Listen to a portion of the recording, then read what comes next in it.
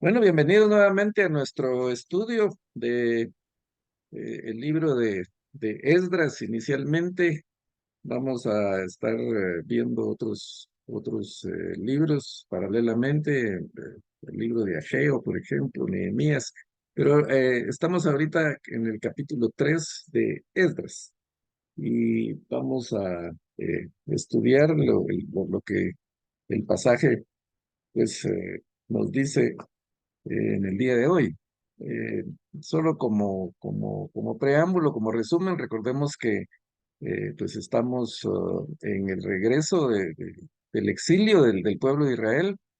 Le hemos puesto de título a esta serie la reconstrucción y la reforma o la restauración, porque fue un periodo de que los hebreos regresaron a su lugar de origen, a reconstruir, a reconstruir la ciudad, a reconstruir el templo, a reconstruir los muros, pero fue un periodo de restauración también espiritual. Y esa es la enseñanza que tiene para nosotros, que pues nosotros, el Señor quiere nuestra, nuestra restauración espiritual y pues esto nos va enseñando el proceso por lo que los hebreos pasaron para una reconstrucción material, podríamos decir, pero también se restauró la adoración y se restauró la espiritualidad de los hebreos. Y es una enseñanza para nosotros en cuanto a buscar nuestra restauración y lo que el Señor quiere para cada uno de nosotros. Pero vamos a entrar en materia ya aquí, compartiendo pantalla con la presentación de hoy. Y hoy vamos a hablar específicamente de la restauración que los hebreos hicieron de el altar y del culto. Y digo los hebreos porque el término judío aquí todavía no se había acuñado. Vamos a ver más adelante en el capítulo 4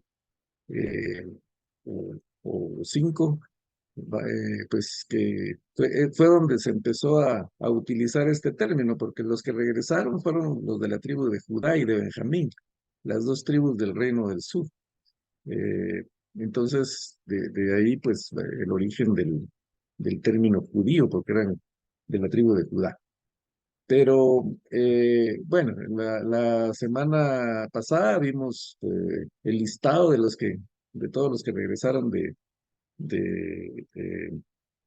la cautividad al mando de Zorobabel o Sesbazar, como eh, creemos que identifican a la misma persona, que era un príncipe de los judíos, un descendiente de David y un posible candidato al trono de Israel. Entonces aquí vimos pues la gran cantidad de personas que regresaron, alrededor de 50.000 personas vinieron de regreso. Cuando vemos ahí la cuenta que se hace de todos los que regresaron. Pero entonces lo que vamos a ver el día de hoy es cuál fue la actitud de estas personas al regresar. Recordemos que habíamos dicho que tuvieron que caminar alrededor de 1.500 kilómetros para llegar ahí, un trayecto que les pudo haber tomado unos 4 meses aproximadamente, trayecto muy difícil a través del desierto, muy cansado, bueno, los medios de transporte sabemos que pues eran los animales de carga nada más, no había otro tipo de transporte, entonces sí fue un largo trayecto. ¿Y llegaron a dónde? Pues a un lugar en ruinas, a un lugar destruido. Ahí todo estaba destruido. Y entonces se instalaron de alguna manera. Y aquí vemos en el capítulo 3 que dice, cuando llegó el mes séptimo y estando los hijos de Israel ya establecidos en las ciudades, recordemos que la semana pasada hablábamos que cada quien se instaló en su ciudad, a la ciudad a la que pertenecían, o la tribu a la que pertenecían. Pues ya instalados, establecidos, eh, seguramente con tiendas de campaña, con viviendas eh, pues muy improvisadas o que todavía no muy bien cimentadas, no muy bien formadas, pero ellos, dice, se juntaron como un solo hombre en Jerusalén.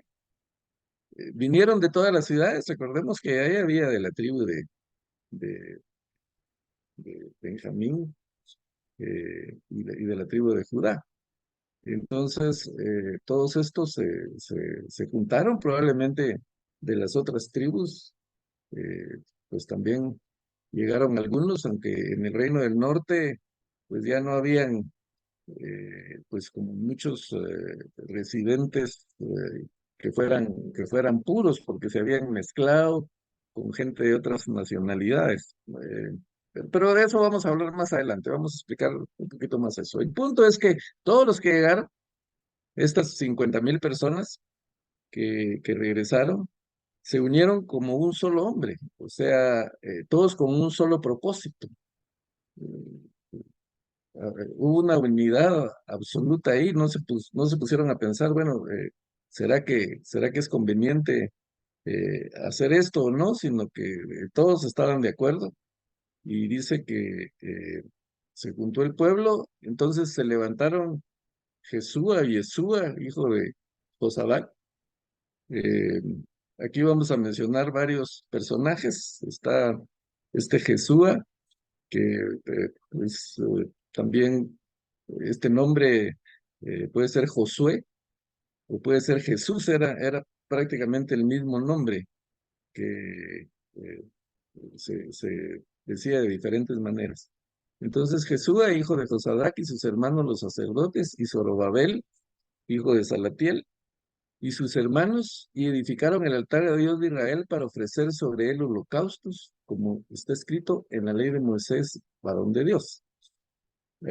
Aquí ponemos las referencias de donde esto está. No podemos ir por cuestiones de tiempo a leer la referencia.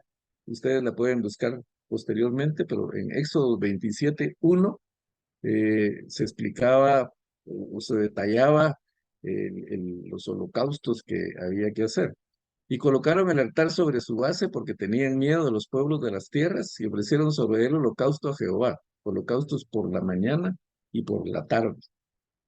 El detalle que tenemos de lo que tenemos que aprender aquí, en estos primeros versículos, es que ellos eh, llegan con mucho entusiasmo. En los pasajes que leímos anteriormente, nos hablaba de que Dios movió el espíritu de esta gente para que regresaran, movió el espíritu de Ciro para que diera el decreto y la autorización para que regresaran, movió el espíritu de Zorobabel o de Sesbazar para que él pudiera guiar al pueblo, y movió el espíritu de los que regresaron, porque otros se quedaron, estaban acomodados ya en, en Babilonia, entonces sencillamente no quisieron ir, no les motivó ir, no quisieron eh, arriesgarse a caminar todo ese tiempo, todos esos kilómetros, todos esos peligros para llegar a un lugar que sabían que estaba en ruinas, o muchos de los que estaban en Babilonia habían nacido ahí, ni siquiera conocían el lugar más que por referencias. Pero el Señor movió el espíritu de ciertas personas que fueron las que regresaron. Entonces, a pesar de todas las circunstancias y problemas que pudieron haber tenido en el camino, llegan con entusiasmo y con deseos, primero, de reconstruir el altar. Miren que la prioridad se le están dando al altar. ¿Y por qué le están dando la prioridad al altar? Porque para ellos la prioridad era la adoración. Esto de construir altares lo vemos en las escrituras, eh, pues desde diferentes personajes, como Noé.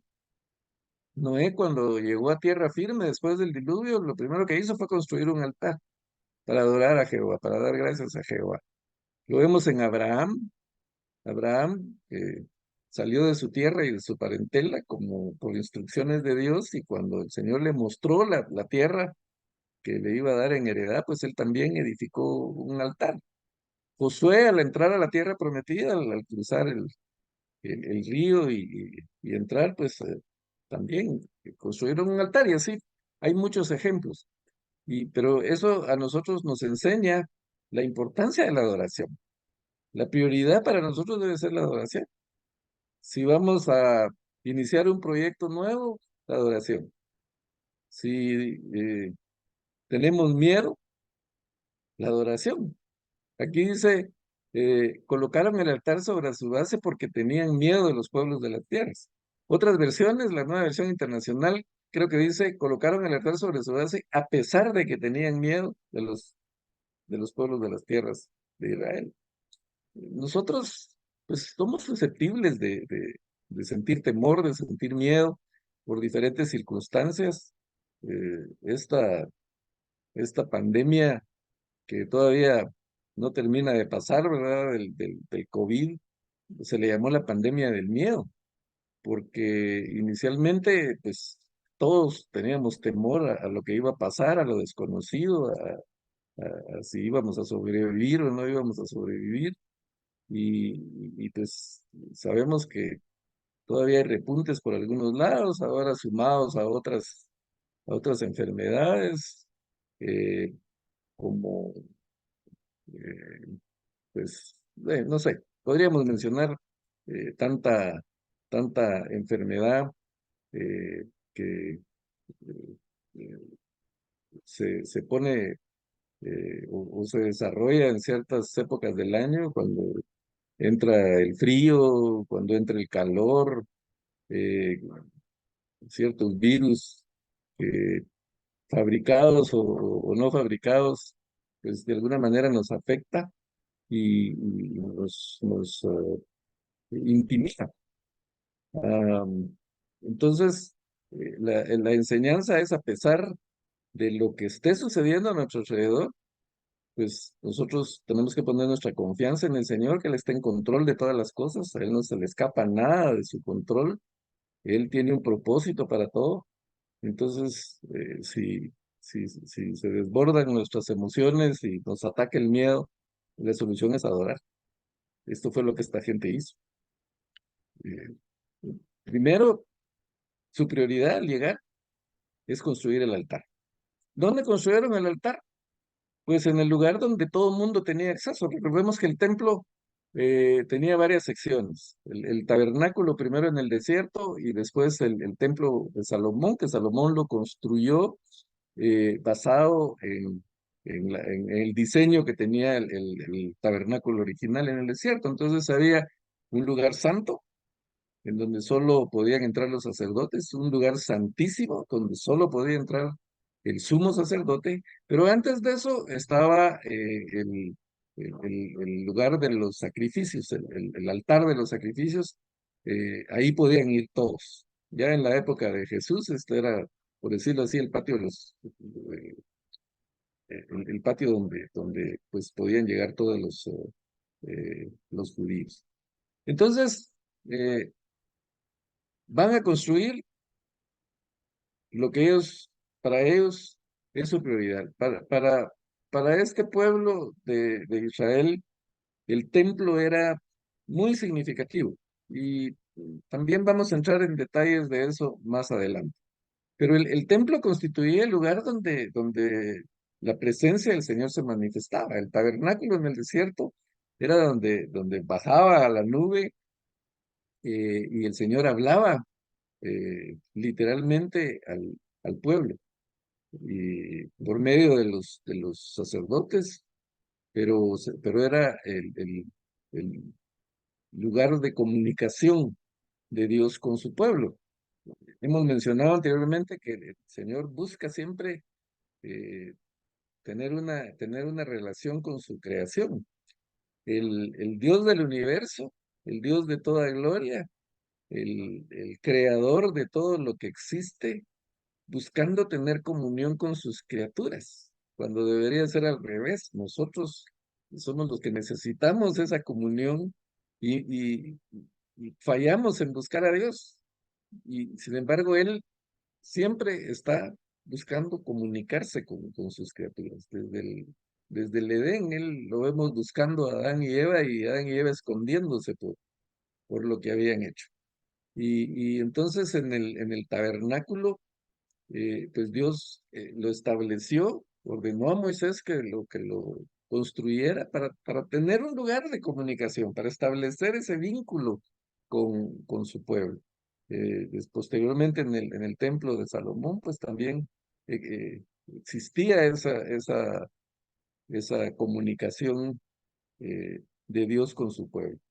Y entonces cuando vienen el enemigo, cuando vienen los babilonios, van y destruyen el templo porque ellos sabían lo que eso significaba. Entonces, como una demostración de poder, como una demostración que ellos son superiores, van y quitan la base de la fe del pueblo y destruyen totalmente. Bueno, destruyeron el, el, el palacio del rey, destruyeron el templo, destruyeron la ciudad, destruyeron los muros, arrasaron con todo, dejaron puras ruinas, pero lo que ellos querían era quitarle eh, el, el- el poder, digamos, a los hebreos, demostrar la superioridad. Y entonces al quitar el templo sabían que los dejaban débiles, no solo físicamente, sino moralmente y espiritualmente. Y este pueblo fue cautivo a Babilonia y en Babilonia no tuvieron un templo donde adorar, entonces ellos se sentían vacíos, iban a las orillas de los ríos y recordaban el templo y recordaban donde habían adorado y para ellos era un motivo muy grande de tristeza, de nostalgia. Entonces, al regresar a su lugar de origen, su prioridad, como todos con un solo propósito, como un solo hombre, se van con todo el entusiasmo a construir el altar. Antes de construir el templo, antes de poner las bases de la ciudad, antes de construir sus residencias, sus casas formalmente, ellos quieren tener un lugar de adoración, quieren tener un lugar de comunión con Dios. Ellos han aprendido por medio de esta dolorosa lección del exilio lo que significaba estar cerca de Dios. Dice que nadie sabe lo que tiene hasta que lo pierde, ¿verdad? Entonces perdieron su lugar de adoración, perdieron su refugio, digamos, y entonces se dan cuenta lo importante que es eso, y ahora pues quieren, quieren darle prioridad. Y hermanos, nosotros tenemos acceso a nuestra comunicación con Dios, a nuestra intimidad con Dios, pero como se vuelve algo común para nosotros, pues deja de ser nuestra prioridad porque podemos adorarlo todo el tiempo. Para los hebreos era importante su templo porque ese era el lugar donde tenían comunión con Dios, donde tenían contacto con Dios. Para nosotros ya no. Para nosotros ya no, el templo, el edificio donde nos reunimos, no es el único lugar en donde podemos adorar, no es el único lugar donde podemos tener comunión con Dios. Es importante para nosotros porque tenemos comunión con los demás hermanos, porque podemos orar unos por otros, porque ahí cantamos, porque nos gozamos, pero recordemos, durante la pandemia, por eso decía yo que el Señor está en control de todo y tiene un propósito. Durante la pandemia nos enseñó que aún sin poder ir al templo, podemos tener comunión con el Señor y podemos adorar. Y la adoración no es solo cantar, hay quienes dicen vamos a adorar, ¿verdad? Entonces inmediatamente piensan en cantar los himnos o tal vez en orar. Pero la adoración es nuestro estilo de vida. Nosotros debemos de vivir en adoración al Señor, haciendo la voluntad del Señor, haciendo lo que el Señor quiere. Nosotros le adoramos y lo honramos. Necesitamos una vida de adoración. Y eso pues debe de ser nuestra prioridad, no debe de dejar de movernos el entusiasmo por adorar al Señor. Recordemos cuando empezamos en los caminos del Señor, pues aquel primer amor, nosotros queríamos estar adorando todo el tiempo, pero muchas veces eso se va enfriando. Por eso le dice el ángel a la iglesia de Éfeso, tengo contra ti que has dejado tu primer amor. Entonces vuelve, arrepiéntete. Eh, y ese es un mensaje para la iglesia, para cada uno de nosotros. No perder ese entusiasmo, esa llama, ese fuego. con el que esta gente llegó después de recorrer miles de kilómetros.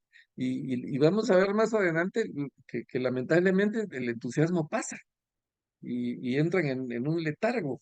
Pero no me voy a adelantar a eso, sino el punto es la prioridad.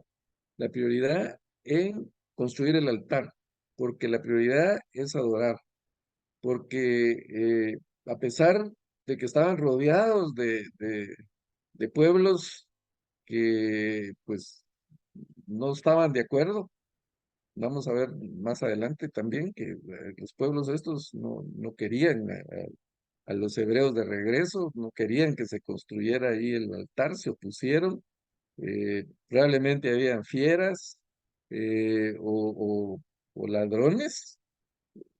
Esta gente, recordemos que llevó mucho, todo lo que el rey Ciro les dio, llevaron todas sus pertenencias, ¿qué tanto tenían? No sé, pero todas sus pertenencias las llevaron.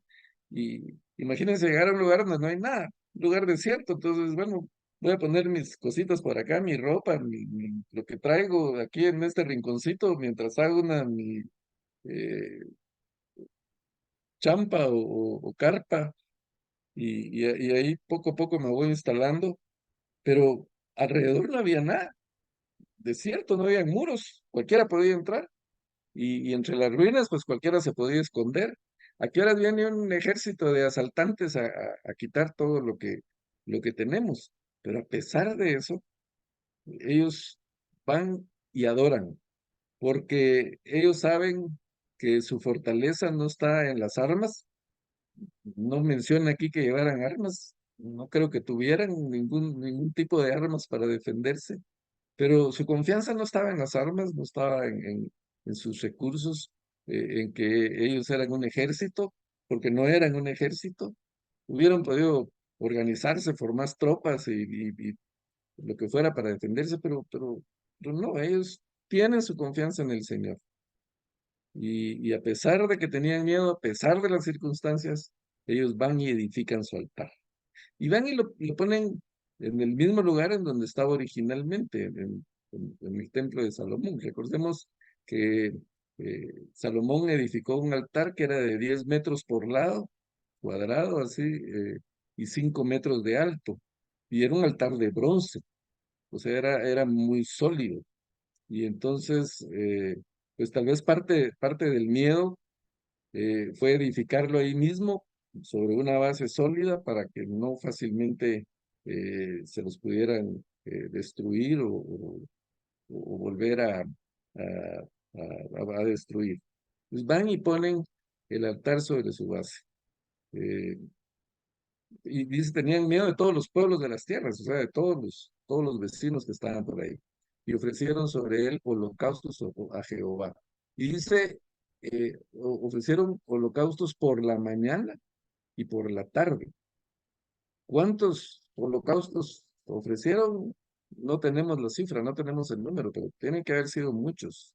Y mucha gente ofreciendo holocaustos pues, constantemente. Pues, a lo mejor se turnaban, entraban unos, ofrecían un holocausto, después venía otro grupo y así sucesivamente, pero prácticamente todo el día estaban adorando y todo el día estaban ofreciendo holocaustos una vez construido su altar. Y dice, celebraron asimismo la fiesta solemne de los tabernáculos, como está escrito, y holocaustos cada día por orden conforme al rito, cada cosa en su día. En números podemos ver eh, las diferentes fiestas que habían. La fiesta de los tabernáculos era una de las más importantes eh, y porque les recordaba la fidelidad de Dios en el desierto. Cuando ellos andaban en el desierto, o anduvieron en el desierto durante tantos años, pues Dios iba con ellos permanentemente. Él les proveía del maná para que comieran todos los días. Él hizo que ni sus zapatos ni sus ropas se desgastaran.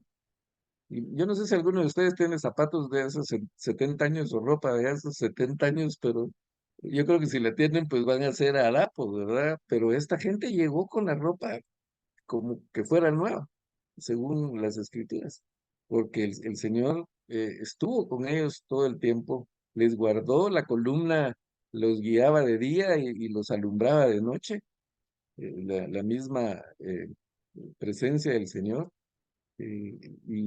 Pues en esta fiesta de los tabernáculos, ellos, yo creo que todavía la celebran. Y como la fiesta de los tabernáculos o las enramadas, y ha de haber sido muy alegre.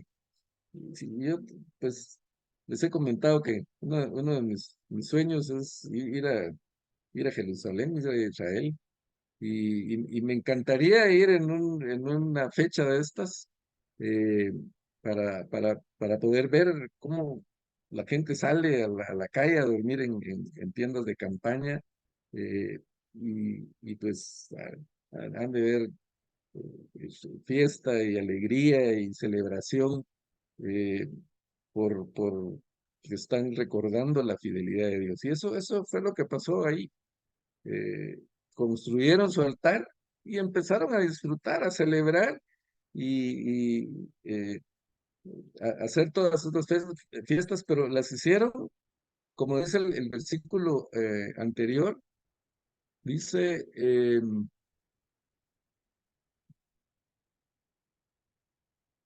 no logro verlo aquí, pero vamos a ver. Por la mañana, como dice aquí, como está escrito en la ley de Moisés, el versículo 2 para ofrecer sobre él holocaustos como es que está escrito en la ley de Moisés. Ellos estaban cumpliendo lo que la ley decía y estaban cumpliendo en la fecha que decía. Esta fecha equivale más o menos a los meses de septiembre y octubre en el calendario judío era la época en que se celebraban todas estas fiestas, la fiesta de los tabernáculos, habla de las fiestas de la luna nueva o el año nuevo judío, que hasta el día de hoy todavía se celebra en el mes de octubre, los primeros días de octubre se celebra el año nuevo judío y pues los judíos celebran todo este tipo de festividades. Y aquí está, además de esto, el holocausto continuo, las nuevas lunas, por la fiesta de la luna nueva, que es el nuevo año judío, como ya mencioné, y todas las fiestas solemnes de Jehová, las trompetas, etcétera.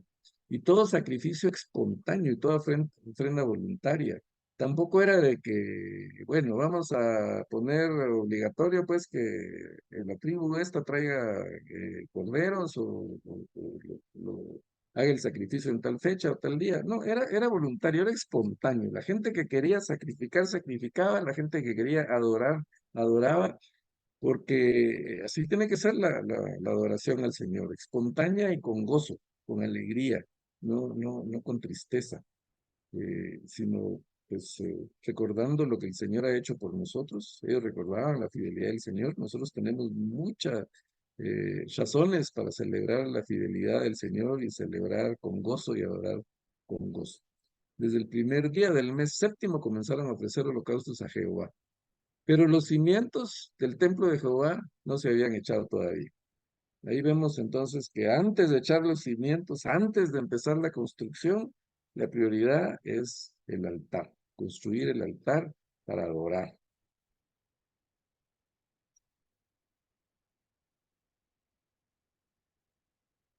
Siguiendo con los otros versículos, dice, dieron dinero a los albañiles y carpinteros, asimismo comida, bebida y aceite a los sidonios y tirios para que trajeran madera de cedro desde el Líbano por mar a Jope, conforme la voluntad de Ciro, rey de Persia, acerca de eso.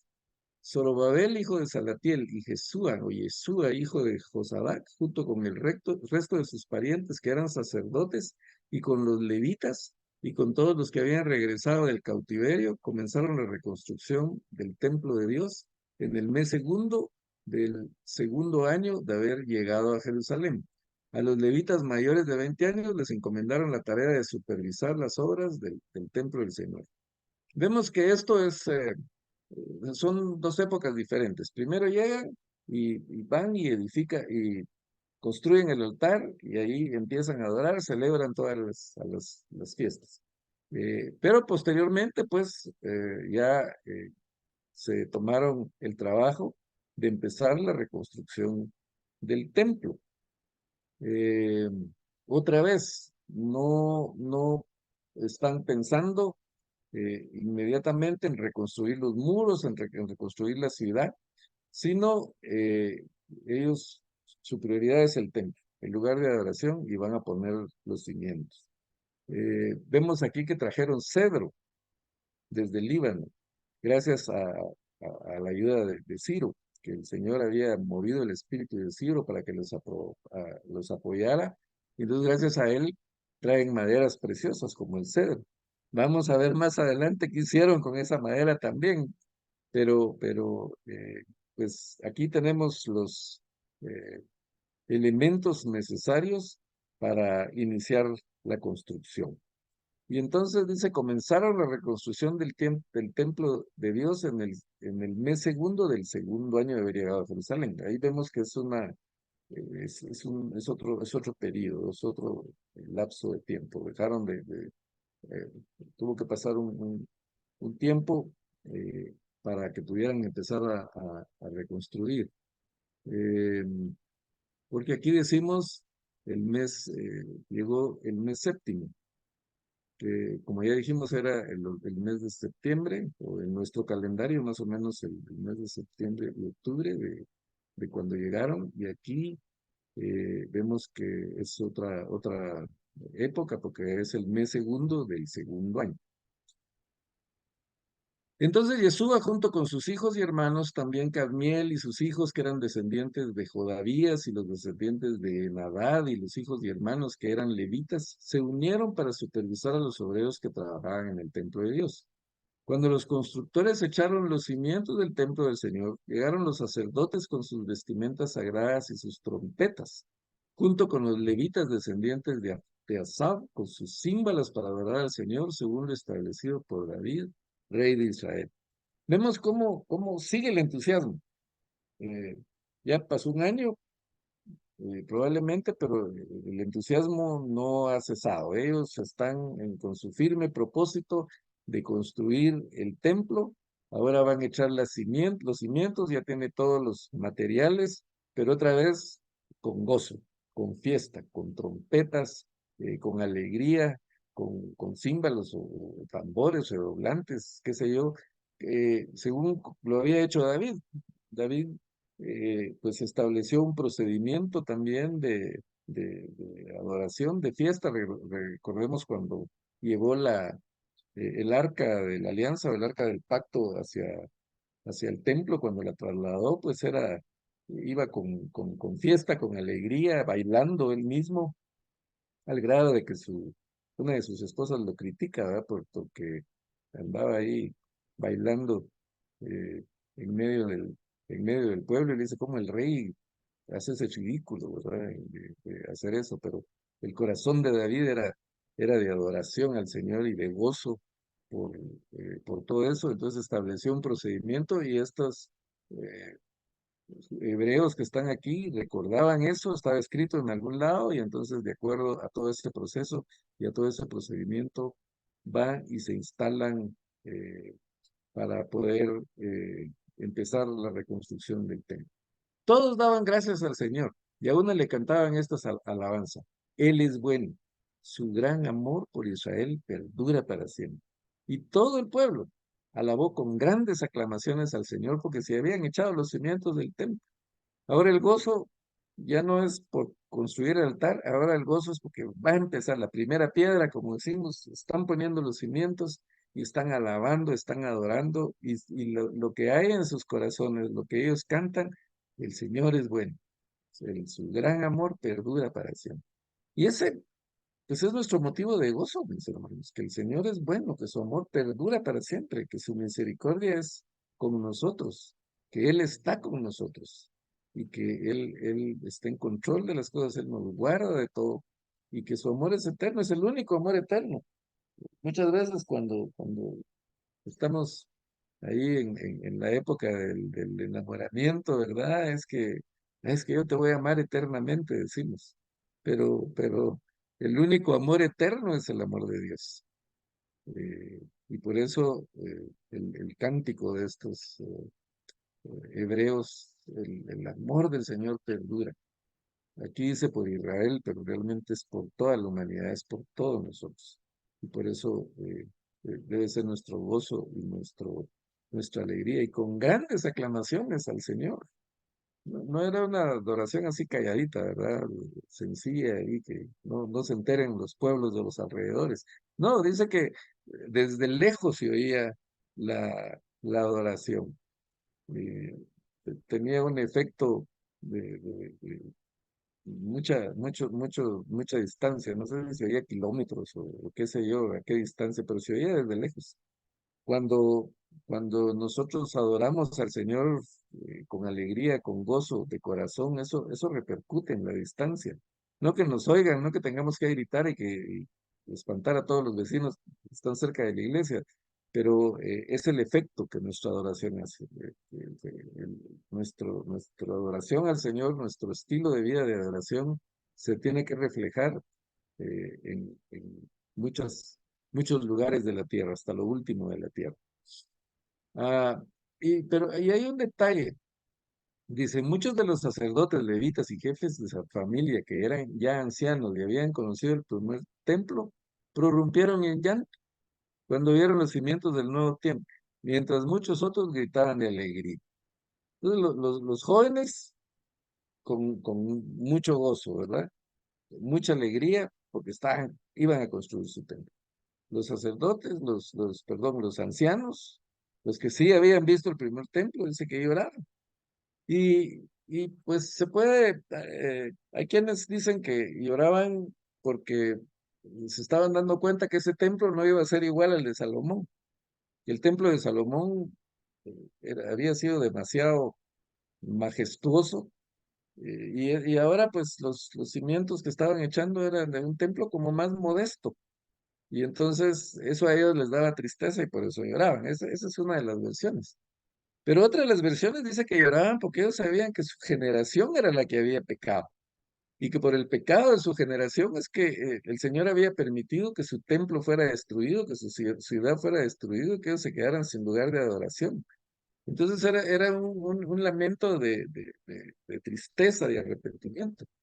Y es importante eso para nosotros porque nosotros podemos en determinado momento tener una mezcla de sentimientos, podemos estar gozosos, alabando al Señor, pero puede ser que en alguna oportunidad sintamos tristeza. Pero esa tristeza es buena cuando es tristeza de recordarnos lo infieles que hemos sido con el Señor o cómo nos hemos alejado de su presencia. Y si esa tristeza es de arrepentimiento de verdad y de deseo de servir al Señor, pues va a ser una tristeza que nos va a edificar.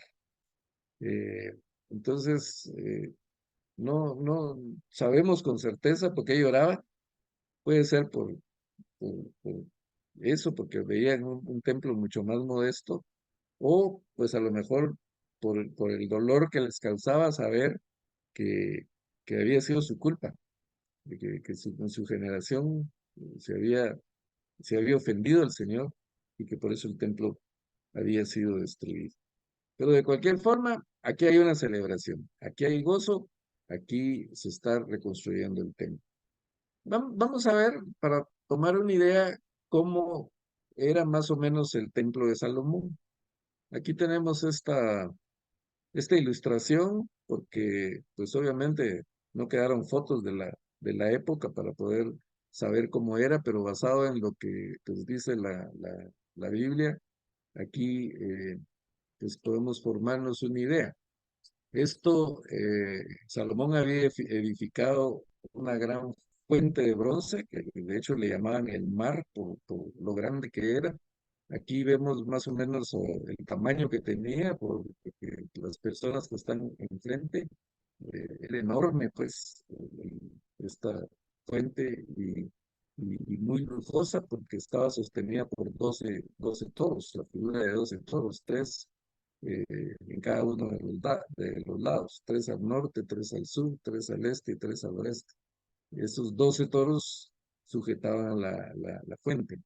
Aparte, el templo tenía estas dos grandes columnas que podemos ver aquí. Esas columnas se les había puesto un nombre. Eran Joaquín y Booz, una de las columnas se llamaba Joaquín y la otra Boaz, y esto tenía pues obviamente su significado. Aquí, este es un dibujo más que todo que también pues, nos da una idea de lo que era el templo, de lo suntuoso que era el templo, que tenemos la fuente. Y si ustedes ven a la izquierda, aquí en el extremo, ese era el altar de bronce. Ahí, pues, por eso se puede distinguir dos personas haciendo los sacrificios. El altar de bronce estaba fuera del templo, fuera del lugar santo y del lugar santísimo para que todo el mundo tuviera acceso. Y esto es lo primero que el pueblo reconstruye. eh, es donde ponen el lugar de adoración, el altar. Y después echaron ya los cimientos del templo, pero pues como ya dijimos, no era la misma gloria que tenía el templo de Salomón, pero lo importante es que lo estaban construyendo y que había gozo en ellos por estar reconstruyendo el templo de Salomón. Aquí lo vemos por dentro, más o menos, otra vez a la izquierda tenemos el altar, donde se ve ahí el fuego de los sacrificios que están haciendo, la fuente de bronce, y adentro del templo vemos el lugar santo, donde solo los sacerdotes podían entrar. Ahí habían varios elementos, estaba la mesa de los panes, estaba el altar del incienso, estaba pues la lámpara, y ya a la derecha, el lugar santísimo, en donde ahí sí solo el sumo sacerdote podía entrar una vez al año, donde la presencia del Señor se manifestaba y donde estaba el arca del pacto o el arca de la alianza. Eh, era, pues, obviamente muy lujoso, muy suntuoso, todo muy solemne, ese templo, pero eso fue totalmente destruido, no quedó nada, puras ruinas, y ahora el pueblo del Señor está reconstruyendo. Bueno, ¿qué otra enseñanza hay para nosotros? Eh, bueno, entonces, hermano, es importante celebrar pues las fiestas en la iglesia, la Semana Santa, la Navidad, todas esas fiestas eh, que pues podrían semejarse a las fiestas de los judíos, pues, pues obviamente las celebramos, obviamente nos gozamos, hay solemnidad en todo esto, pero la adoración ha cambiado para nosotros desde la época de los hebreos. Recordemos a Jesús cuando se encuentra con la mujer samaritana y ella le pregunta, bueno, ya que tú has de ser profeta, le dice, dinos dónde hay que adorar, porque en mi pueblo dicen que el lugar indicado es en Samaria, pero ustedes dicen que no, que es en Jerusalén. Y Jesús le dice, eh, la hora viene y la hora es ya, en que ni allá ni aquí. Ustedes adoran lo que no saben, nosotros adoramos lo que sabemos, porque la salvación viene de los judíos. Pero el Señor lo que quiere es que se le adore en espíritu y en verdad, porque el Señor es espíritu y Él quiere que los verdaderos adoradores le adoren en espíritu y en verdad. Vamos a leer el pasaje, está en Juan 4:24. Dice, le contesta Jesús, mujer, créeme que la hora viene cuando ni en este monte ni en Jerusalén adoréis al Padre. Ahí estaban cerca de Samaria, pues entonces le dice, ni aquí, ni en este monte, ni en Samaria, ni en Jerusalén adoréis al Padre. Vosotros adoráis lo que no sabéis, nosotros adoramos lo que sabemos, porque la salvación viene de los judíos. Mas la hora viene, y ahora es, cuando los verdaderos adoradores adorarán al Padre en espíritu y en verdad. Porque también el Padre tales adoradores buscan que lo adore. Dios es espíritu, y los que adoran en espíritu y en verdad es necesario, y los que le adoran en espíritu y en verdad es necesario que adoren. Entonces, la adoración, hermanos, lo importante, como ya dijimos, no es que se vaya a hacer al templo, no es que vayamos a hacerlo al edificio en donde pues nos congregamos. La adoración es un estilo de vida, es permanente, es todo el tiempo y lo reflejamos con nuestros actos. Ah, por eso la Biblia dice que busca primero el reino de Dios y su justicia, y todas las cosas os serán añadidas. Lo primero es, eh, pues, estar seguro que pertenecemos al reino de Dios. De hecho, Cristo, eh, uno de sus objetivos o su prioridad era traer el reino de Dios a la tierra. Eh, por eso, cuando él enseña a orar a sus discípulos, le dice, vénganos en tu reino, venga a nosotros tu reino. Eh, Jesús vino a establecer el reino de Dios, y el reino de Dios es el lugar donde estamos los que servimos al rey. Somos parte del reino de Dios los que servimos a ese rey. Estamos en ese eh, reino. Entonces, no se trata de fiestas, no necesariamente es de fiestas. En Colosenses 2 dice, Colosenses 2 versículo 16, por tanto, nadie os juzgue en comida o en bebida, o en cuanto a días de fiesta, luna nueva o días de reposo, refiriéndose a las fiestas que celebraban los hebreos o los judíos. Nadie los juzgue, dice Pablo, todo lo cual es sombra de lo que ha de venir, pero el cuerpo es de Cristo. Nadie os prive de vuestro premio, afectando humildad y culto a los ángeles, entremetiéndose en lo que no ha visto, vanamente hinchado por su propia mente carnal. O sea, eh, esto se derivaba de que pues los judaizantes hablaban de que había que celebrar cierta fiesta, que había que circuncidarse, que había que comer ciertas cosas, y Pablo dice, no, eso ya pasó. Nadie los tiene que juzgar, porque eso es sombra de lo que ha de venir. El cuerpo es de Cristo, o sea, nuestro fundamento, por así decirlo, para adorar es Cristo, y eso también lo vemos en Corintios, en 1 Corintios 3:11 dice, ah, porque nadie puede poner otro fundamento que el que está puesto, el cual es Jesucristo. Y si sobre ese fundamento alguno edificare oro, plata, piedras preciosas, madera, heno, hojarasca, la obra de cada uno se hará manifiesta, porque el día de, porque el día la declarará, pues por el fuego será revelada y la obra de cada uno, cual sea, el fuego la probará. Si permaneciere la obra de alguno que sobreedificó, recibirá recompensa. Si la obra de alguno se quemare, él sufrirá pérdidas, y en él mismo será salvo, que así como por fuego. Entonces, ellos tenían que poner el fundamento, tenían que poner las bases de su templo ahí en Jerusalén, porque ese había sido tradicionalmente su lugar de adoración, porque en esa época en el templo pues, representaba la presencia misma de Dios, pero para nosotros ya no. Para nosotros nuestro fundamento es Cristo, Él es la piedra angular sobre la que descansa todo el templo. Y nosotros somos las piedras vivas que construimos el templo de Dios, que construimos la iglesia. La iglesia, como hemos mencionado, no es el edificio. La iglesia la constituimos cada uno de nosotros y nosotros somos templo del Espíritu Santo.